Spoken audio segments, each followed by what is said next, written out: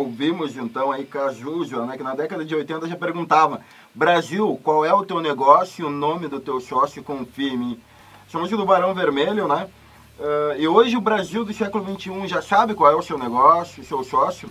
Quem conversa com a gente sobre esse assunto é o jornalista e professor Eduardo Leães, especialista em marketing eleitoral, que daqui a pouquinho, 7 horas, bate um papo com os alunos da disciplina de Gestão da Comunicação, do curso de jornalismo aqui do IPA, né? Ministrada pelo professor Renato Sagreira.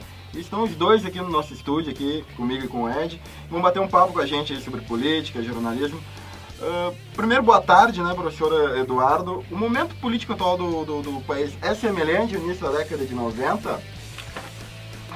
Olha, tem semelhanças e tem diferenças, né? Eu diria que hoje a população interage mais instantaneamente, né? Através das redes sociais, acompanhando o que está acontecendo no dia a dia. Naquela época a minha manifestação era mais presencial. Digamos que as concentrações se davam de outra maneira, né? Houve uma evolução muito grande da mídia e a sociedade está atropelando os políticos. Então está indo numa velocidade mais rápida.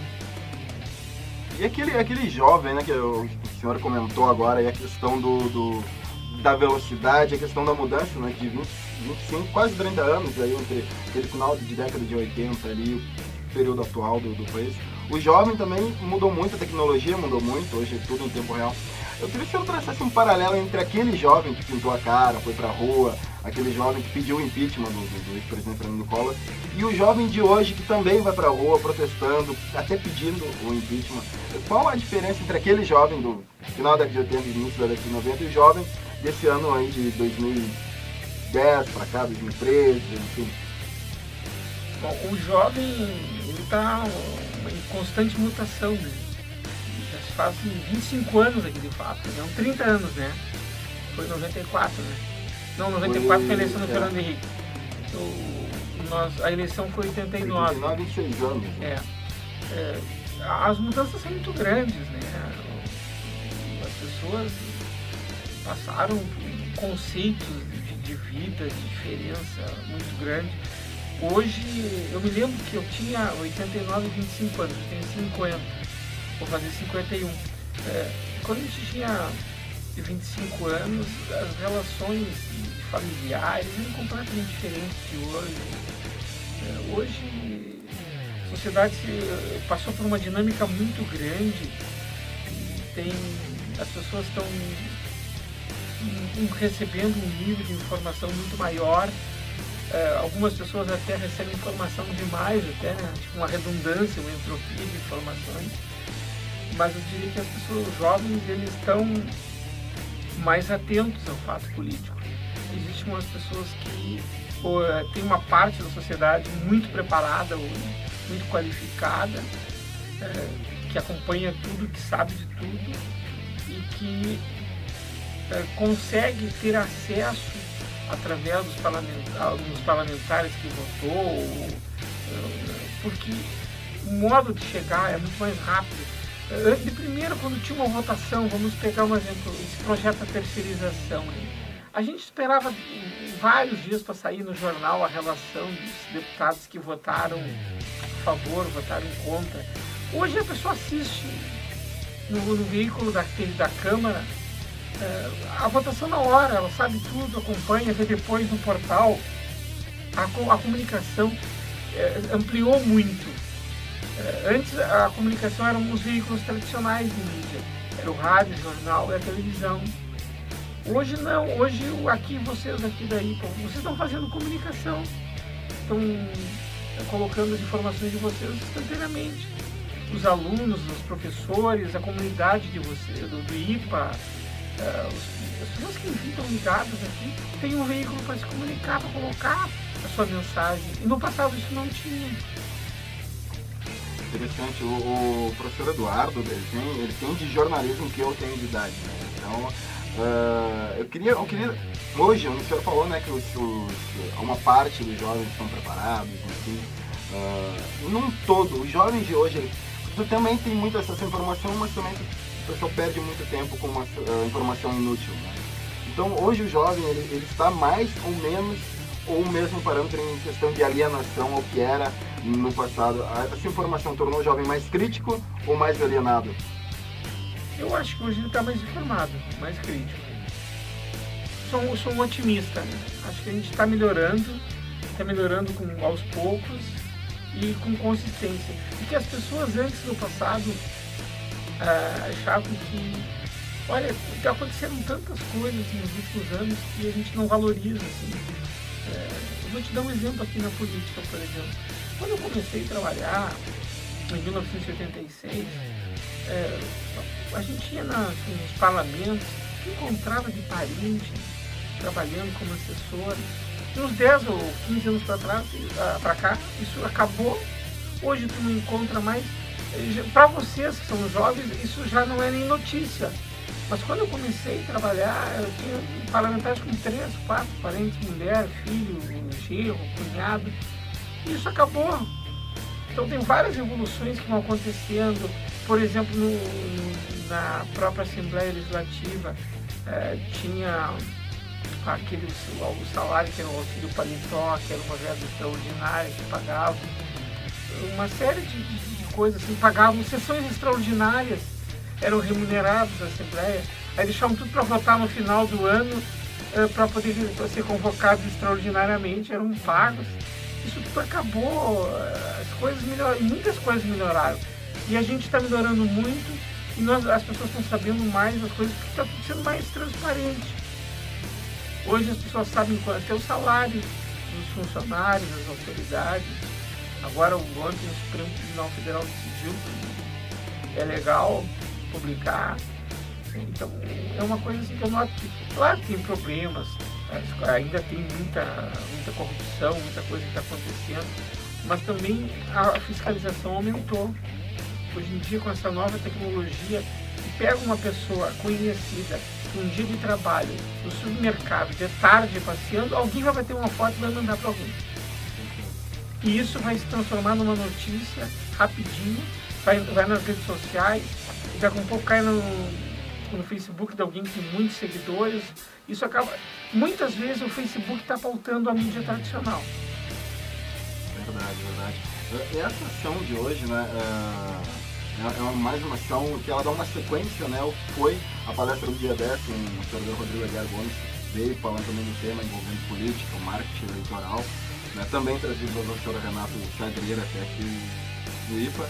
Então, assim, isso mostra que a instituição está focada, né, em tornar o aluno crítico, né, pensante. E, professor Renato, o senhor, né, que está direto aí em sala de aula, como o senhor vê o aluno do IPA nesse quesito da questão da política, na questão de ser crítico, de pensar a política no todo? Boa tarde, Moisés. Boa tarde, ouvintes da nossa Rádio IPA. Eu vejo os alunos muito bem preparados e realmente querendo fazer esse debate em torno acerca da situação política e econômica do Brasil. E também no que tange a comunicação social. E hoje nós estamos trazendo aqui um dos maiores especialistas aqui no estado em marketing, que já fez campanhas para vários candidatos a vereança e a deputados aqui no Rio Grande do Sul, o jornalista Eduardo Miranda, professor Eduardo, justamente para que os nossos alunos possam indagar, tirar essas dúvidas que eles tenham sobre esse ponto tão importante, Moisés, que diz respeito ao marketing eleitoral e político. Falaste bem. Há pouco tempo atrás, trouxemos o historiador Rodrigo de Aguiar Gomes falando sobre a questão de 1989, a maior eleição da história. E queremos fazer um paralelo com a atual situação. Aquela época se falava muito em impeachment, hoje esse assunto voltou à tona. Então, o profissional, o mestre Eduardo Leães, tem toda a capacidade para esclarecer as dúvidas dos nossos alunos que estão muito interessados e assim, e cada vez mais questionando, querendo saber os porquês de certas coisas que ocorreram na história e que podem voltar a acontecer. Bom, posso fazer uma pergunta então, Moisés? Pode, claro. O tempo já está E depois eu tenho mais uma e vamos liberar o Tá certo. Então, pode fazer. Faz a tua. Não, tem bondade. Tá, eu quero saber então se existe razões hoje para o impeachment da nossa presidente. as pessoas vão às redes sociais e se expõem, né? Expõem as suas ideias e as suas vontades, de certa forma, mas de forma legal. Ela pode ou não pode sair? Existe o impeachment ou não? Pode existir razões para isso, professor? Olha, eu não tenho formação jurídica, eu vou falar sobre o impeachment.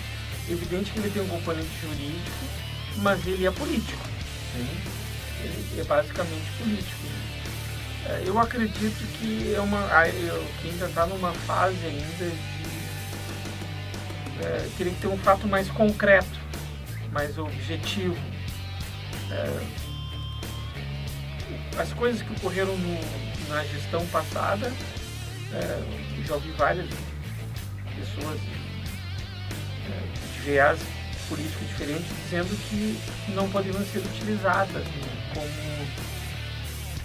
como digamos, motivo para o processo político. Surgiu agora esse fato aí da famosa pedalada fiscal, né? Que seria um fato grave, né? Mas eu acho que ainda não vejo esse momento ainda. Acho que nós ainda teríamos que... Não sei se talvez para um começo de gestão, talvez se tivesse alguma coisa que envolvesse mais diretamente a presidente. O motivo legal não existe. Eu acho que ainda está numa fase ainda que não tem aquela coisa concreta. Certo. Ok. Moisés? Sua pergunta, então? É um questionamento, entra também nessa questão de impeachment, que foi uma dúvida que surgiu, não só minha, mas como de alguns outros colegas, numa roda de conversa após a palestra do historiador do Rodrigo Aguiar, é a questão do impeachment do ex-presidente Fernando Collor. Se fosse hoje, com o advento das redes sociais, da internet, de não termos apenas como fonte as mídias tradicionais, como o Globo, o Bandeirantes, enfim, Veja, hoje, com esse advento, né, com essa nova tecnologia, na sua opinião, como um profissional da área do marketing eleitoral, da política e do jornalismo também, na sua visão, o senhor acha que se fosse hoje, tudo que aconteceu lá na início da década de 90, fosse hoje, Collor sofreria o impeachment, cairia, teria que sair do governo?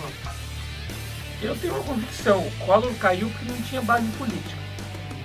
Se ele tivesse uma base política, teria sido mantido no cargo. Porque o impeachment é muito difícil de ser aplicado. Precisa de 2/3 no Congresso de votação. E o governo não conseguiu 1/3, tem que estar muito mal. Porque o governo tem muitas benesses, muitos cargos, muitas vantagens para oferecer. Então, 1/3 de deputados ele conseguiria. Mas como ele não tinha partido, ele concorreu por um partido PRM que nem existe mais, durou pouco tempo, não tinha base política, não tinha base social. Ele foi, digamos que ele não tinha como se defender. Agora, fazer um impeachment contra um partido forte, tradicional, é mais diferente. É uma tarefa mais difícil, tem que ter uma prova muito forte e uma mobilização muito grande. O tema é extenso, né? Okay. Então, acho que nós deveríamos ter... a gente podia fazer uma série aqui, uma série a semana inteira, trazer o professor Renato aqui, o professor Eduardo, para a gente debater esse tema. Então, assim, a gurizada que estiver ouvindo a gente aí sabe que o tema é instigante, sabe que né, vai bombar a aula hoje. Então, assim, a gente vai liberar os professores aqui, já é quase 7 horas, estamos em cima do laço. Vamos agradecer a presença do professor Renato Sagreiro e do professor Eduardo Leães, ambos jornalistas. Né? Eu tô tremendo na base aqui, né? Porque eu sei que é um pessoal aqui que é do rádio e da política, duas áreas que me chamam muita atenção. O professor Renato, eu sei que é do rádio já há muito tempo. Não, o Renato sabe tudo de rádio e sabe tudo de política. Tem uma experiência muito grande, conhece muito política, conhece muita legislação eleitoral, conhece políticos. O Renato, como repórter, ajudou a descobrir pessoas que hoje são famosas. Ele é modesto, não vai querer que eu diga aqui. Mas ele, como repórter, ele descobriu fontes que hoje estão mandando em Brasília. E sabe tudo, conhece. Ele tem uma coisa diferente do jornalista. Geralmente o jornalista ou trabalha ou trabalha só na iniciativa privada, no jornal, no rádio, na televisão. E o Renato não, o Renato trabalhou na Câmara Municipal, conhece o Legislativo, conhece o veículo de comunicação, trabalhou no Rádio Guaíba, trabalhou no Correio do Povo, e conhece a Justiça Eleitoral, trabalhando no TRE. Então ele faz todo o círculo, o que é muito difícil. Eu consigo, por exemplo, na política, eu consigo me lembrar de uma pessoa que passou pelo Executivo, pelo Legislativo e Judiciário, e foi o ex-ministro Paulo Bressal, recentemente falecido. Deixa eu ver, Renato, estou te comparando bem, né? Não, eu quero deixar bem claro que eu apenas fui um aprendiz do Eduardo Leães, o Moisés, que foi nosso editor-chefe na saudosa TV Guaíba e Rádio Guaíba, que hoje está aí, né, firme, né, mas a TV Guaíba é saudosa, né, porque hoje temos a Record, né, e o Eduardo era o nosso editor-chefe. Olha só, que peso, então. Quem quiser saber um pouquinho mais do professor Renato Sagreira aqui, no nosso Universo IPA, lá tem a matéria do Gabriel, Dotti, né, falando um pouco aí da carreira do professor Renato. Né? Tem algum recado dos professores, enfim, queria agradecer a presença de ambos aqui, professor Renato, professor Eduardo, jornalista. Eu tô, né, tremendo na base. Então tá. Muito obrigado, viu, professor. Voltem mais vezes. Querem falar alguma coisa aqui? Não, apenas a minha saudação aos ouvintes da Rádio IPA, né, dizendo que esta palestra de hoje do Eduardo Leães vai ser muito importante. Tá bom, então. De vocês dois, quem é que gosta de Rolling Stones aí? Hã? Eu adoro. Então tá, então vamos tocar um pra vocês aqui, pra o nosso presente, Down and Blown. Eu não entendo inglês, o inglês é meio complicado. O meu é de fronteiriço. Qual é a cidade? Dom Pedrito. Dom Pedrito. Eu passei já, estive em Dom Pedrito. Eu sou da região, alegretense. Aliás, estive o Dom Pedrito, que é colega de uma grande jornalista, uma pessoa muito correta, Cristina Vieira, que hoje, filha do ex-deputado Quintiliano Vieira, é uma moça talentosa, que foi concursada da Câmara Municipal de Porto Alegre, poderia estar com a vida ganha, foi lá, se exonerou do concurso para se dedicar ao jornalismo, e hoje é apresentadora do Globo Rural. Olha só, bacana. Então, também tem gente boa na terra. Não é só tomar caráter lá. Professores, muito obrigado pela atenção dos senhores. Obrigado.